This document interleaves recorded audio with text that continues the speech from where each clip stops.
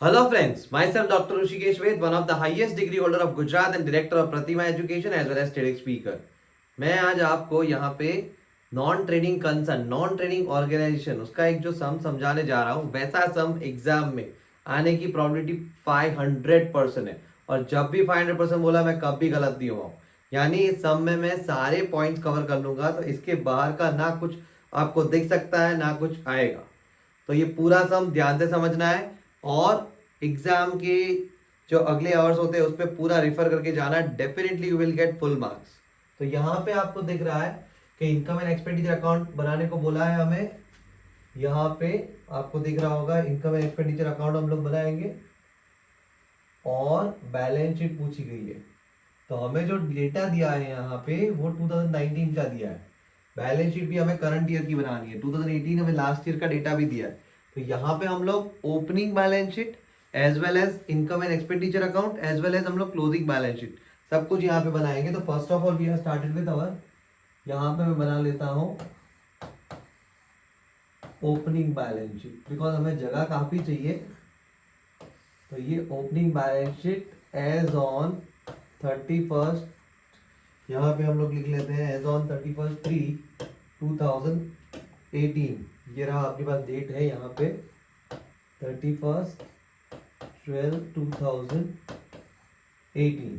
ये हमारी जो बैलेंस शीट है यहाँ पे वर्टिकल बैलेंस शीट ही बनेगी, याद रखना आप लोग। और वर्टिकल बैलेंस शीट में जो जो चीज आने वाली है वो मैं आपको बताऊंगा। देन उसके बाद हम लोग यहाँ पे इनकम एंड एक्सपेंडिचर अकाउंट बनाएंगे करंट ईयर का। Income and expenditure account for the year ended करके आपको डेट लिखनी है 31st/3/2019। उसमें हमें कुछ नहीं करना है, सिंपल ऐसा है कि जैसे पीएनएल बनाते हैं वैसे ही हम लोग बनाएंगे यहाँ पे। और वो चीज आपको पता होनी चाहिए कि पीएनएल कैसे बनाते थे हम लोग।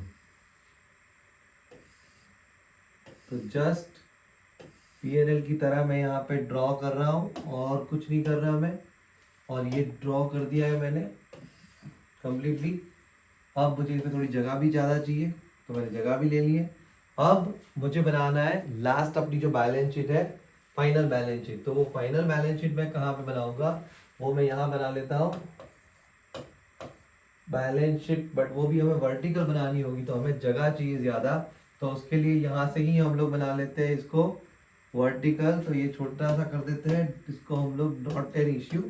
बहुत ये लाइव सम हो रहा है आपका, समझो आप। तो आपको सब कुछ सिखाया जाएगा इस समय। Balance sheet as on 31st/12/19, यानी इसमें बहुत सारे पॉइंट्स हम लोग कवर करने वाले हैं।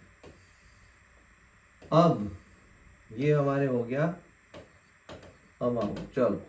और यहाँ पे हमने रख दिया पर्टिकुलर्स। अब सम कहाँ से स्टार्ट होगा, तो यहाँ से एडजस्टमेंट से, याद रखना हमेशा सम यहाँ से ही स्टार्ट होगा। इन्वेस्टमेंट दिया है मुझे, तो कितनी अमाउंट दी है इन्वेस्टमेंट आप लोग देख सकते हो 12,000 दिया है। तो इन्वेस्टमेंट कौन सी डेट में दिया है 31st/3/18। तो मैं यहाँ पे जस्ट लिखूंगा लायबिलिटीज, तो इसके थोड़े ही नीचे लिखूंगा मैं असेट्स। अब असेट्स में जाके हम लोग लिखेंगे सीधा इन्वेस्टमेंट 12,000। उसकी एक पोस्टिंग मैंने कर दी। दूसरी हम लोग इस बैलेंस शीट में करेंगे, यहाँ पे भी हम लोग ऐसे लिखेंगे। यहाँ पे हम लोग लिखेंगे लायबिलिटीज। तो यहाँ पे मैंने लिख दिया लायबिलिटीज और फिर मैंने लिखा यहाँ पे असेट्स। अब असेट्स में लिखा मैंने सीधा इन्वेस्टमेंट। तो अब इन्वेस्टमेंट मेरे पास कितना था 12,000। तो वो मैंने इनर कॉलम में रखा बिकॉज एडजस्टमेंट हो सकता है, नहीं होगा तो हम लोग आउटर कॉलम में ले लेंगे। तो ये सिंपल सी एंट्री मैंने पोस्ट की। Stock of stationery, stock of stationery हम लोग इनकम एंड एक्सपेंडिचर में डेबिट साइड पहले लिखेंगे। यहाँ पे हम लोग लिख रहे हैं जो डेबिट क्रेडिट लिखते हैं उसी तरह एक्सपेंडिचर है यहाँ पे। और यहाँ पे हम लोग लिखेंगे इनकम। हमें दिया गया है यहाँ पे रिसिप्शन पेमेंट वाला अकाउंट, ये रिसिप्शन पेमेंट दिया हुआ है। तो सम में आपको मेजोरिटी यानी बड़ा सम 10 मार्क का सम ऐसा ही दिखता है, हमेशा बड़ा सम ऐसा ही रहेगा। तो मैंने यहाँ पे लिखा 2 जो भी हमें दिया होगा यहाँ पे स्टेशनरी वर्ड दिया हुआ, स्टेशनरी दिया हुआ है, तो टू स्टेशनरी मैंने यहाँ पे लिख दिया। अब टू स्टेशनरी लिखने के बाद उसकी जो अमाउंट है वो कितनी है हमारे पास 800, तो मैंने लिख दिया 800। अब उसमें जो ये स्टॉक ऑफ स्टेशनरी है, जो ओपनिंग स्टॉक है, वो हम लोग यहाँ पे प्लस कर रहे हैं उसका 200, एंड क्लोजिंग स्टॉक जो है वो हम लोग यहाँ से माइनस कर रहे हैं, तो हमें मिला 900। अब मैंने जैसे बात की opening stock and closing stock, but obvious है यहाँ पे मैं लिखूंगा स्टेशनरी स्टॉक। क्यों क्यों लिखेंगे हम लोग? बिकॉज हमने ही बोला अभी ओपनिंग स्टॉक और ओपनिंग बैलेंस शीट ये रही हमारे पास, और क्लोजिंग स्टॉक मैंने अभी बोला आप लोगों को, तो यहाँ पे मैं लिखूंगा स्टेशनरी स्टॉक 100। तो ये हो गया। अब यहाँ पे हम लोग जगह भी कर लेंगे, डोंट वरी, ये जगह हम लोग थोड़ी कर सकते हैं बड़ी, बिकॉज हमारे पास हॉरिजॉन्टली तो काफ़ी जगह है यहाँ पे। तो ये मैंने इनर कॉलम में लिख दिया 12,000 इन्वेस्टमेंट लिख दिया है, और 100 जो है वो आउटर कॉलम में लिख दिया है स्टेशनरी वाले मैंने। अब यहाँ पे ये हो गया 100। अब हम लोग ये सेकंड एडजस्टमेंट खत्म करने के बाद, सेकंड खत्म हुआ हमारा ये वाला, ये खत्म हो गया।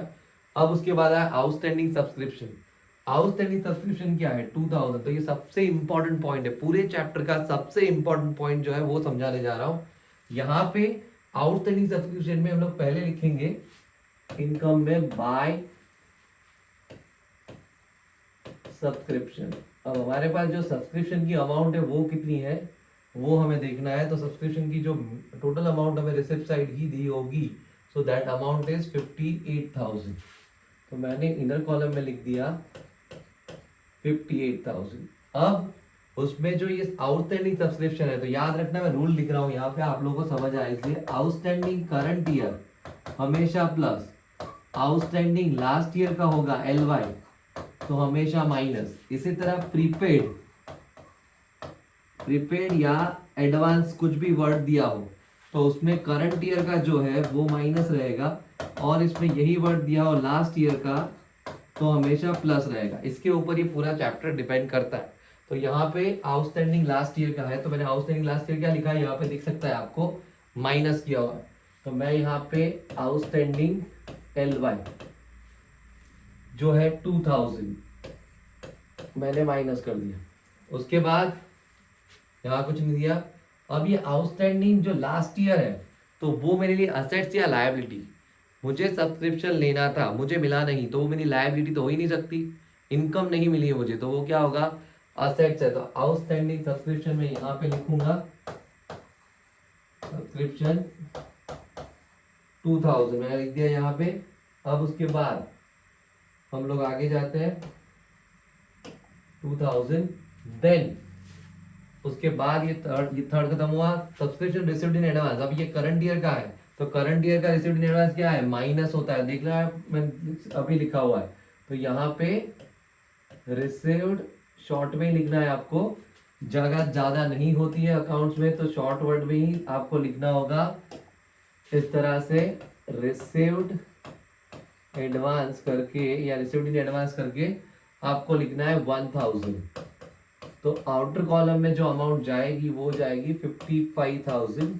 अब ये जो 1000 है वो received in advance current year के इसमें दिया हुआ है, तो रिसीव्ड इन एडवांस क्या हो गया, तो वो मेरी असेट्स या लायबिलिटी, असेट्स तो हो नहीं सकती, मुझे पहले से मिल चुका है, तो हो सकती है क्या, लायबिलिटी ही हो सकती है। तो लायबिलिटी हम लोग उसको यहाँ पे रखेंगे, तो लायबिलिटी में लिखना होगा received in advance, that amount is, subscription लिख देना ब्रैकेट में तो याद रहे आपको भी, और दैट अमाउंट इज 1000। तो ये पूरा सम शांति से सॉल्व किया जा रहा है समझाने के लिए।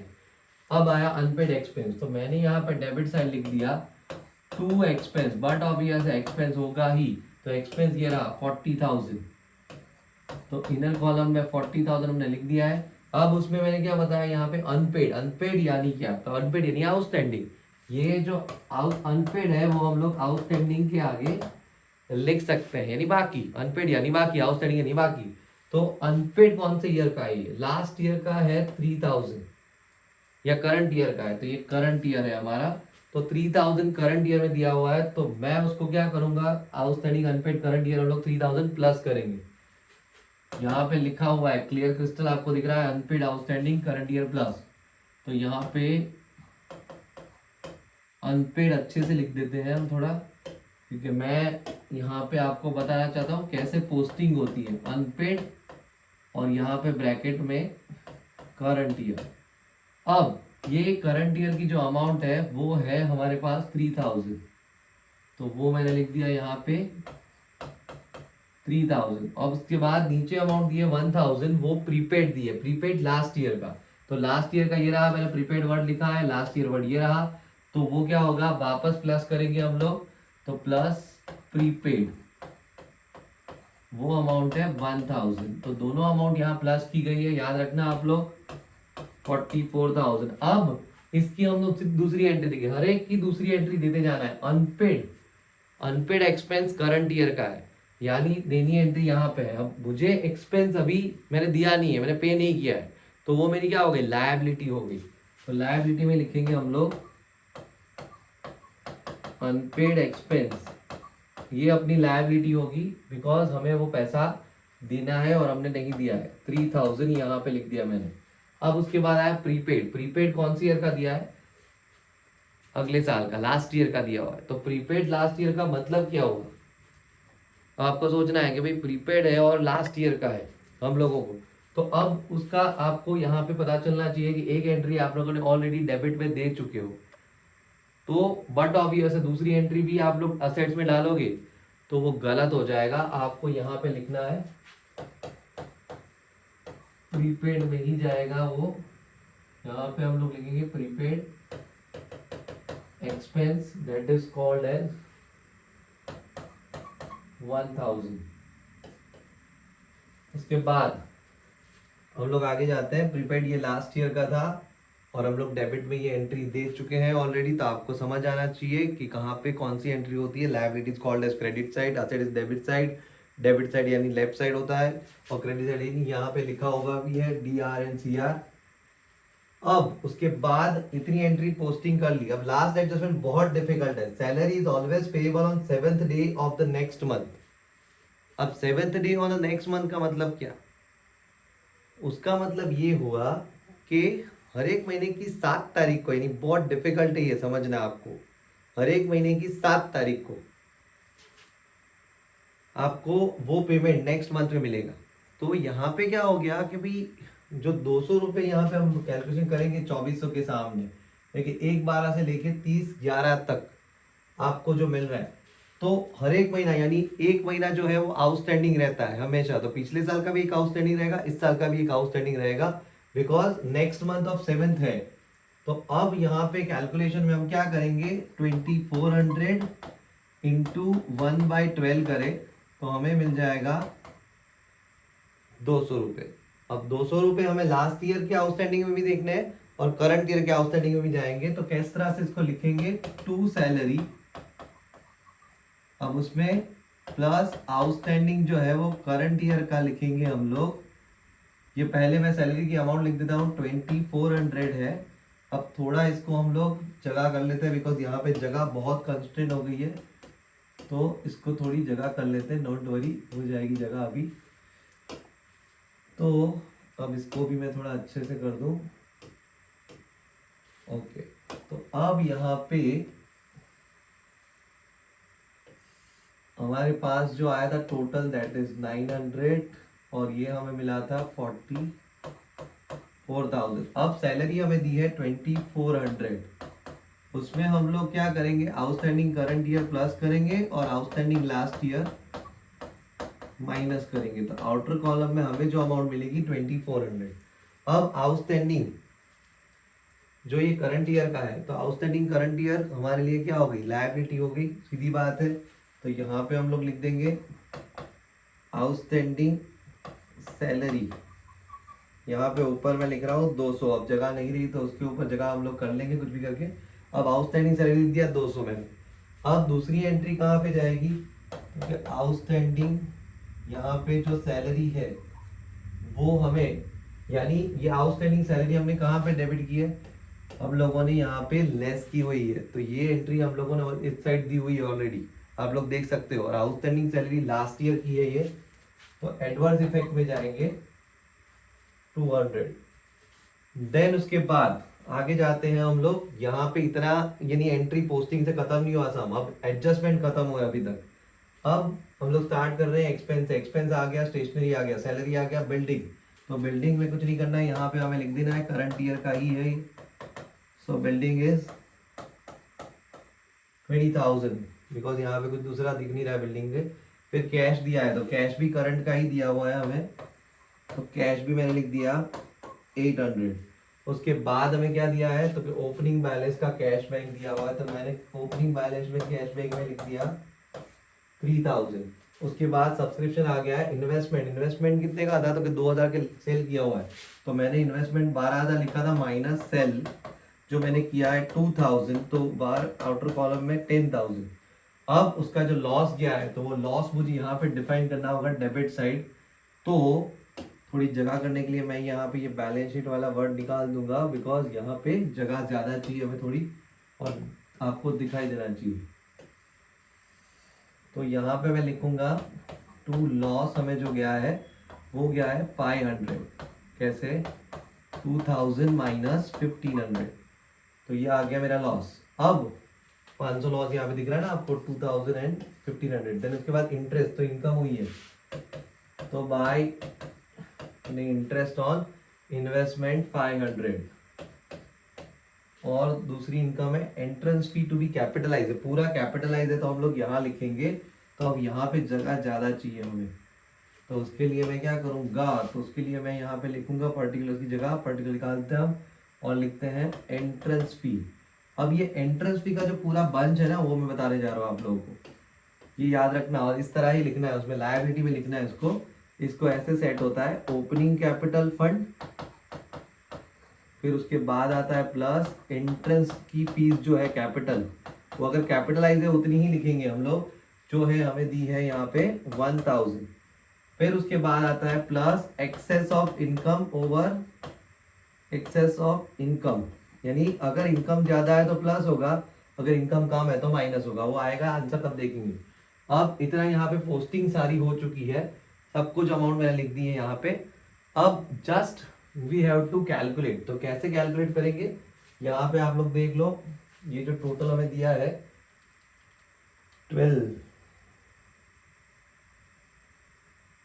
यहाँ पे एक चीज में हमारी गलती है, बिकॉज यहाँ पे हमने जो प्रीपेड एक्सपेंस दिया है ना, प्रीपेड एक्सपेंस वो हमारी लायबिलिटी होगी, कभी भी असेट्स में नहीं आएगा, कुछ भी हो जाए। बिकॉज यहाँ पे सिंपल सा एक रूल है कि anything which is prepaid, prepaid है तो हम लोग उसको कभी भी यहाँ पे नहीं लिख सकते। तो प्रीपेड मैंने जो है, यानी प्रीपेड का मतलब क्या, पहले से पेड हुआ है वो एक्सपेंडिचर, राइट। तो अब ये प्रीपेड एक्सपेंडिचर करंट ईयर में ऑलवेज मेरा क्या रहेगा, लायबिलिटी, बट जो लास्ट ईयर में मैं गया तो उसके एडवर्स इफेक्ट में जाएगा। That's why I have to write down, यहां पे मैं लिखूंगा प्रीपेड एक्सपेंस 1000, और जो आउटस्टैंडिंग सैलरी है वो पूरा उससे उल्टा है, तो आउटस्टैंडिंग सैलरी हम लोग कहां पे लिखेंगे, ऊपर यहाँ पे आउटस्टैंडिंग सैलरी 200। अब इसके 200 के बाहर ही ले लेते हैं, बिकॉज यहाँ पे कुछ है ही नहीं एडजस्टमेंट में, तो सीधा हम लोग इसको आउटर कॉलम में लिख सकते हैं। तो यहाँ पे 200। अब ये सम खत्म हुआ है, मैं अभी प्लस माइनस करने जा रहा हूँ। तो अब ओपनिंग कैपिटल क्या होगा, इन सबका टोटल माइनस ये 200, तो यहाँ पे 12,000 प्लस 200 प्लस 6,000, तो 18,200। तो यहाँ पे 18,000 जो है वो मिसिंग फिगर है, और वो बनता है ओपनिंग कैपिटल फंड। तो ये बन गया हमारा ओपनिंग कैपिटल फंड, और ये भी टोटल हो गया 18,200, और ये भी हो गया 18,200। तो बैलेंस शीट हमारी ये टैली हुई। अब ये ओपनिंग कैपिटल फंड हम लोग यहाँ पे रख देंगे 18,000 का। अब ये अकाउंट क्लोज करने की बारी है। इसमें बड़ी अमाउंट जो है हमारे पास 55,000 है, प्लस 500 है, फिर उसमें से माइनस हमारे पास 44,900, एंड देन हमारे पास तो यहाँ पे 7,700, यानी अमाउंट बच रही है। अब कुछ भी यहाँ पे रह गया है यहाँ हम लोग देख ले एक बार, बाकी 7700 it is our final answer. बाकी कुछ हमें यहाँ दिख नहीं रहा है। तो हमारा जो एक्सेस वाला आंसर है, excess income over excess income, income ज्यादा है, excess income over expenditure is 7700 मैंने यहाँ पे लिखा है। और वही 7700 हम लोग यहाँ पे लिखेंगे एक्सेस करके कैपिटल पे प्लस। तो कैपिटल का टोटल क्या होगा, मैं सारी अमाउंट बोल इसलिए रहा हूँ कि आपको पता ना चले, तो भी आपको अमाउंट दिखाई दे। 18,000 प्लस 1,000 प्लस 7700, तो इट इज 26,700। अब ये और ये, तो अब हम लोग टोटल करने जा रहे हैं यहाँ पे। तो टोटल में प्लस 200 प्लस 3,000 प्लस 1,000, तो यहाँ पे 30,900 आ रहा है। अब देखते हैं नीचे टोटल कितना आ रहा है। तो नीचे भी 30,900 आ चुका है। तो ये हमारी बैलेंस शीट कंप्लीटली टैली हो चुकी है। तो फ्रेंड्स यहाँ पे ये जो मैंने लिखा है ना, ये वाला वो काफी इंपॉर्टेंट है। पूरा चैप्टर इसके ऊपर चलेगा, छोटा सम बड़ा सम कोई भी सम इसके ऊपर ही चलेगा। बट आप ये पूरा सम देख सकते हो, ऐसा सम, इससे बड़ा सम पॉसिबल भी नहीं है। तो इसके अंदर मैंने काफी सारे पॉइंट्स कवर किए हैं और मेजर जो ये सिखाना था मुझे, ये मैंने सिखा दिया है। वो बहुत ही शांति से ये सम सिखाया गया है। तो आप समझो कि जब भी वीडियो लेक्चर हो या मैं लाइव पढ़ा रहा हूँ या कुछ भी है, तो हम लोग शांति से सिखाने के लिए पढ़ाते हैं। तो जो मेन इंपॉर्टेंट है उसको काफी पंच किया जाता है, बिकॉज बाकी कुछ तो पता ही होता है। गलती जहाँ होती है वहीं प्रतिमा एजुकेशन में आपको सिखाया जाता है। तो फॉर द बेस्ट कि ये सम आपको समझ आ गया होगा और आपके जो एग्जाम है उसमें आप बेस्ट से बेस्ट आप लिख के आओगे। Wish you all the best.